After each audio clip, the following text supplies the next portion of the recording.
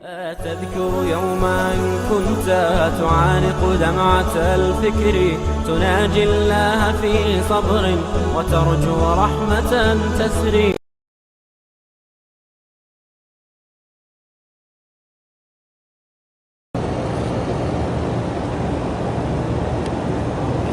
بہرحال جو بھی عمل کرو شیطان وسوسہ ڈال، اس کا کام ہی وسوسہ ڈالنا ہے.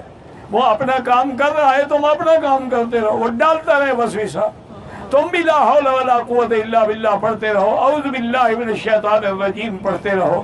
اچھا، بعض بزرگوں نے ایک اور چیز لکھی ہے، انہوں نے کہا مثلا 2 رکعت نفل پڑھ رہے ہو تو شیطان نے وسوسہ ڈالا، تم 2 رکعت اور پڑھو، پھر وسوسہ ڈالا، پھر 2 رکعت اور پڑھو، تاکہ وہ جتنا وسوسہ ڈالتا جائے تم اتنا زیادہ ذکر کرتے جاؤ، پھر کبھی تمہارے قریب نہیں آئے گا. ایک دفعہ ایک بزرگ کو اس بدبخت نے وسوسہ ڈال کے بڑے آرام سے سلا دیا، ان کی تہجد قضا ہو گئی.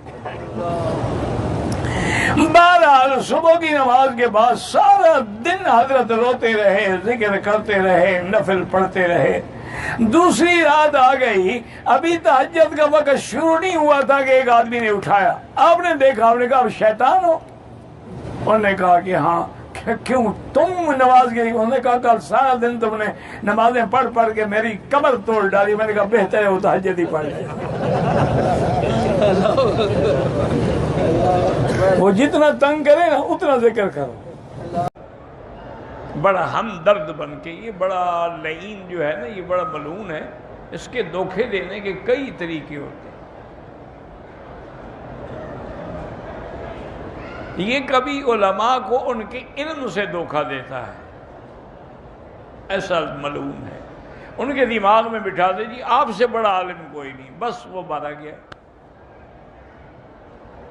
بزرگوں کو ان کی بزرگی میں دھوکہ دیتا ہے جی آپ جیسا اللہ والا، آپ جیسا پہنچا ہوا بزرگ اور کون ہے دنیا میں. وہ اس میں آئے، تکبر کا شکار ہوئے، برباد ہو گئے.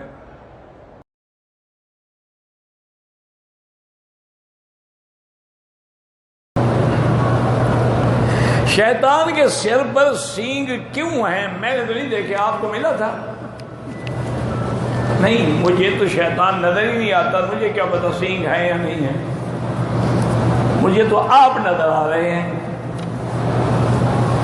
کیونکہ جب قرآن کہتا ہے کہ اِنَّهُ يَرَاكُمْ هُوَ وَقَبِيلُهُ مِنْ حَيْثُ لَا تَرَوْنَهُمْ، وہ تمہیں دیکھتا ہے، تم اس کو نہیں دیکھ سکتے. ہاں انسان کی شکل میں آ جائے دیکھ سکتے، لیکن ہم نے تو نہیں دیکھا. تو آپ نے دیکھا ہے تو آپ کو پتا ہوگا سینگ چھوٹے ہیں، بڑے ہیں، 2 ہیں، 4 ہیں. اِنَّ لِلَّهِ وَإِنَّا إِلَيْهِ رَاجِعُونَ.